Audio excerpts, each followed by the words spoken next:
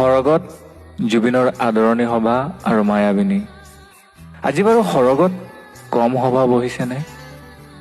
জ্যোতিপ্ৰসাদ হৈছে সভাপতি, সম্পাদক বিষ্ণু ৰাভা, জয়ন্ত হাজৰিকাই দিছে আদৰণি ভাষণ। হোৱা খগেন মহন্ত, অৰ্চনা মহন্তও বহি আছে নিৰলে।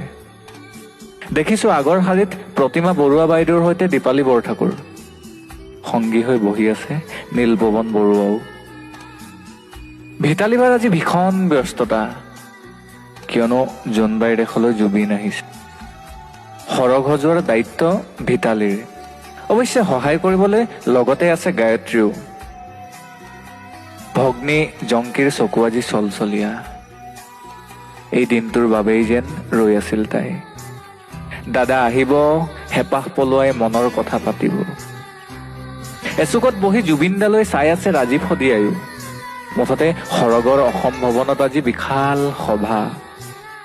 এয়া মঞ্চতে ভূপেন মামাই জুবিনক আলিংগন কৰিছে। জ্যোতি বিষ্ণুক হেঁপাহ পলোৱাই কৈছে জুবিনৰ কথা। জুবিন কোন, জুবিন কিয় আৰু জুবিন কি। জ্যোতি বিষ্ণুৱে মৌন হৈ শুনিছে জুবিনৰ কথা। সভাৰ মাজতে সভাপতি জ্যোতি ককাইদেউ থিয় হৈ উঠিল।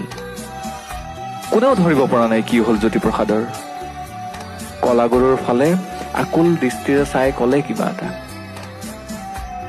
সকলো বুজি এইবাৰ বিষ্ণু ৰাভাই এক প্ৰকাৰৰ কাৰা নিৰ্দেশেই দিলে। আজি সভাত বেলেগ গীত নহব, কেৱল মায়াবিনী চলিব। সৰগত এতিয়া মায়াবিনীৰ গুঞ্জন।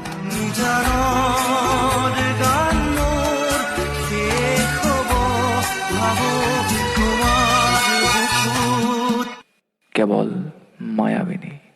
ধন্যবাদ সুমন্ত মাধৱ বৰাৰ ফেচবুক ৱালৰ পৰা।